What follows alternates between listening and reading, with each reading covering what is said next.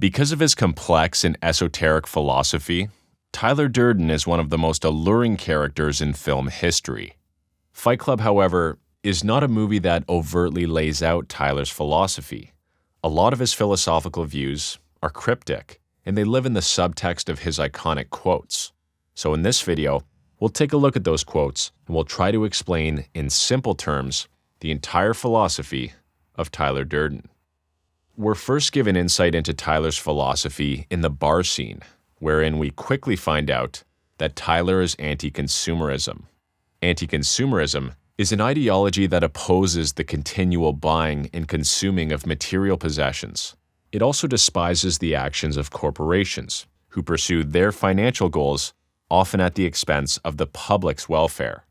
Now, the narrator's job is a perfect example of this type of corporate greed. And actually, a great way to understand consumerism is to take a look at the narrator. He's Tyler's antithesis, and like many in the modern world, the narrator's a victim of the perpetual onslaught of advertising and media. And like many, this brainwashing has rendered him consumer-centric. He places great value on his possessions. He thinks of himself and defines himself by the things he owns. I'd flip through catalogs and wonder, what kind of dining set defines me as a person? As an anti-consumerist, Tyler obviously believes we're not defined by our possessions. Now you fucking khakis. This segues into Tyler's second philosophical principle, which is minimalism. Now, Tyler's a minimalist, but not just in the sense that he only lives with the things one really needs. True minimalism actually extends beyond this popularized notion of just having fewer possessions. And yes, the Paper Street Mansion has a little bit of clutter, but really the aspect of minimalistic philosophy that Tyler embodies is just the freedom from the desire to possess. I'm free in all the ways that you are not. This actually coincides with a lot of Buddhist philosophy, which also contends that the source of human suffering is this same desire to possess, and that one's salvation only comes when they have freed themselves from this desire. Now, speaking of salvation, this is why Tyler torched the narrator's condo, to show him that he doesn't really need all this stuff and is just better off without it. And embracing minimalism not only brings this freedom from the all-consuming passion to possess stuff, it instead rather looks elsewhere to seek fulfillment, such as a sense of belonging via community and relationships. And as we know, Tyler wasted no time creating the ultimate community. Welcome to Fight Club.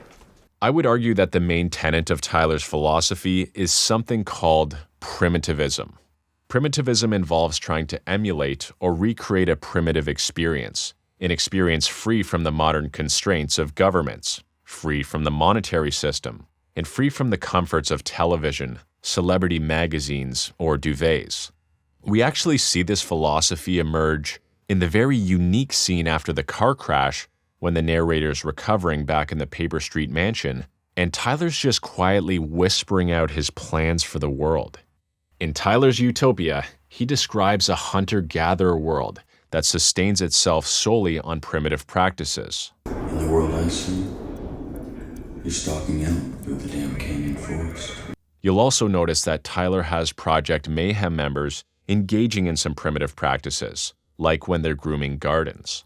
So we've established that Tyler is an anti-consumerist, a minimalist, and a primitivist, but Tyler's not passive in his beliefs. Tyler wants to effect change. Thus, he is a proponent of rebellious, domineering anarchism. Anarchism is a political theory that advocates for the abolition of hierarchical government and other societal orderly pillars. An anarchist is a person who rebels against the established order and often undergoes destructive and illegal measures to advance this rebellion. That sound familiar? That's exactly what Tyler's Project Mayhem is doing. Their main goal is to disrupt and destroy the establishment, destroy consumer culture, and render this more primitivistic world that Tyler wants. Moving on, Tyler is anti-conservatism. And I don't mean anti-conservative in a political sense. I mean that Tyler is anti-comfort zone. He believes people should get out of their comfort zones, take risks, take chances, overcome their fears, have goals, and fulfill these goals. Remember our friend Raymond K. Hessel? Raymond was what did you want to be?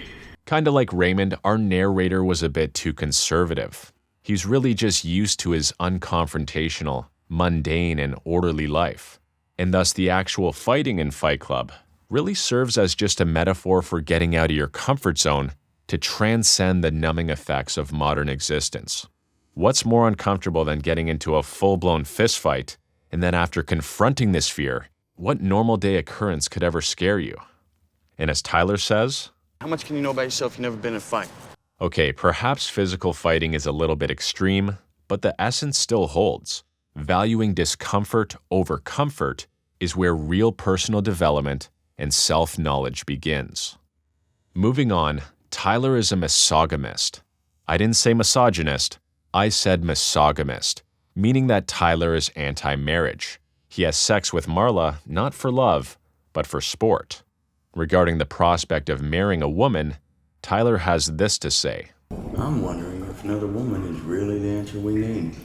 Now lastly, Tyler also communicates aspects of pessimistic nihilism. His radical skepticism condemns humans as not unique and not made in the image of God. You are not special.